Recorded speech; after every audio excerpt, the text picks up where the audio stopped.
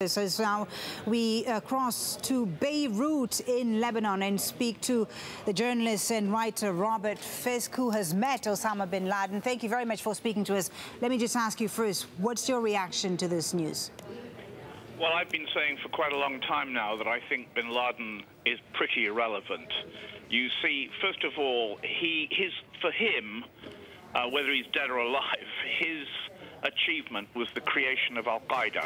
You don't need a membership. You can become one when you wake up in the morning and decide to. And to have done that for him will have been what he wanted to do. So I've always thought, we've had lots of reports before that he died of kidney failure and various other things, so this time it sounds more realistic. Right. And I've said all along that I think whether he died or lives, it won't make any difference. Al-Qaeda exists.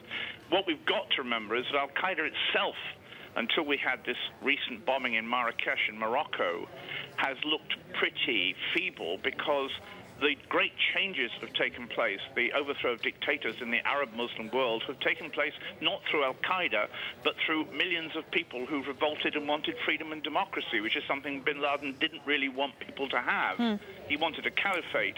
So his ambitions were thwarted several months ago in terms of he never actually got rid of a single Arab dictator, which he always claimed he was going to. He claimed that to me. Right. And on top of that, he created Al-Qaeda, and Al-Qaeda, frankly, exists. Whether it continues to exist or exists in greater form or whatever, or the revenge attacks, I have no idea. But what he wanted to do, he had done, and I think his death isn't going to make really very much difference. Okay, now you met Osama bin Laden, Robert. What kind of a man was he? He's been described as a very shadowy figure. What did you make of him when you met him? He wasn't shadowy at all. I met him 3 times, once in Sudan and twice in the mountains of Afghanistan. He was a very intelligent man in the sense that he thought a lot. He was the only Arab figure I've ever met who spoke in complete sentences, never changed his mind, never paused. When you asked him a question, for example, he'd spend 2 or 3 minutes cleaning his teeth with a piece of mishwak wood, which Saudis sometimes do, before saying anything. When I last met him, there were members of Al-Qaeda with their weapons sitting round me, hanging on his every word as if he was a Mahdi. He didn't have a great experience he didn't have a great education. He thought there was going to be a civil war in the United States, something I told him was ridiculous. He also thought America would be bankrupted with wars in the Middle East, which wasn't so stupid after all. But he had this, I think, you know, after I last met him, I watched him on the videotapes. I think he became very vain. I noticed that he began to wear this sort of embroidered robe. When I met him, he just had plastic sandals and an ordinary white abaya. But gradually, I think he began to feel that he was a kind of messiah figure. Right. But I had some contact, but not directly with him. So what were his? And I think that at this point, if I could just continue speaking, sure. I think that from this point onwards, he was basically on the run. I remember talking to a member of Al-Qaeda, actually in Pakistan, some years ago, and saying, is there any chance of seeing him again? He said, you know our situation. In other words, they were on the run. They've been on the run now for a number of years. 10 years. Robert, yes, 10 years for 10 years. It is a long time. It is a long time. Just, you know, for the people who are not familiar, Robert, you've met this man again.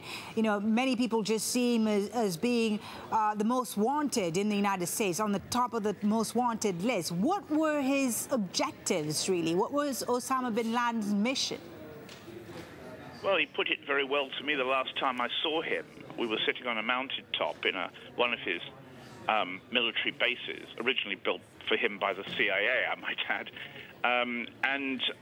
What he said to me was, Mr. Robert, from this mountain upon which you're sitting, we defeated the Russian army and destroyed the Soviet Union. A little bit of an exaggeration, but an element of truth in it. And now he said, I pray to the good God that he will permit us to, his word was to turn upside down the United States. He had obviously decided that if he could defeat Moscow, he would defeat Washington as well.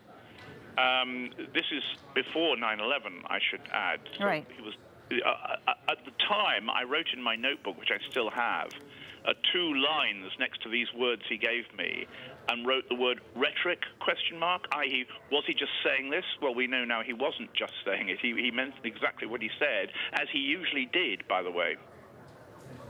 Okay. You say that, you said earlier, when I asked you first about your reaction, that you didn't think that this would have a huge impact on Al-Qaeda itself, but it is nonetheless a big symbolic victory for the Obama administration, for the United States, isn't it? Well, if you believe in the most wanted man theory, yes, I suppose it is. But right. The events of the last few months in the Arab-Muslim world have shown that the most wanted men tended to be Arab dictators who were overthrown by the people, not with any particular assistance, I might add, from the United States. America has always liked to focus in on a kind of publicity pictures. Bin Laden has ceased to be the most wanted man in reality for many years now, and his irrelevance was shown when Mubarak and Ben Ali were overthrown in Tunisia and Egypt. In fact, the first comment we had from Al-Qaeda after that was from a sub-organization, a call for the overthrow of Mubarak 1 week after Mubarak was overthrown. This is what I mean by irrelevance. Right. I think that he created Al-Qaeda. Now, whether Al-Qaeda re-emerges, as it appeared to do in Marrakesh with the bomb at that restaurant a few days ago, we don't know. But certainly the major overthrow of dictators in the Middle East was not accomplished by bin Laden, who's disappeared for 10 years, and it was not because of... Sure, indeed. So what do you think now is going to happen, Robert? Who else is going to take now the leadership of Al-Qaeda? Of course, there's Ayman al-Zawahiri. Will he step up? I don't know if Al-Qaeda really needs a leadership, and I'm not sure that, I'm not really certain that bin Laden any longer was the leader. We very much take on trust the nonsense we sometimes read in the New York Times and the Los Angeles Times, and which we hear on American networks, never, of course, in Al Jazeera, that Osama bin Laden was the leader of Al-Qaeda. He was certainly the founder of Al-Qaeda. It was his idea. There's no doubt about that, and he was very proud of it. Whether he should have been is a different matter. But to suggest that he was in command of Al-Qaeda, as if he was sitting in some computer cave pressing buttons, Plan B, Operation 52 or whatever, is complete rubbish. I think he spent most of his time hiding, most of his time trying to stay away from the Americans. He certainly went down to Karachi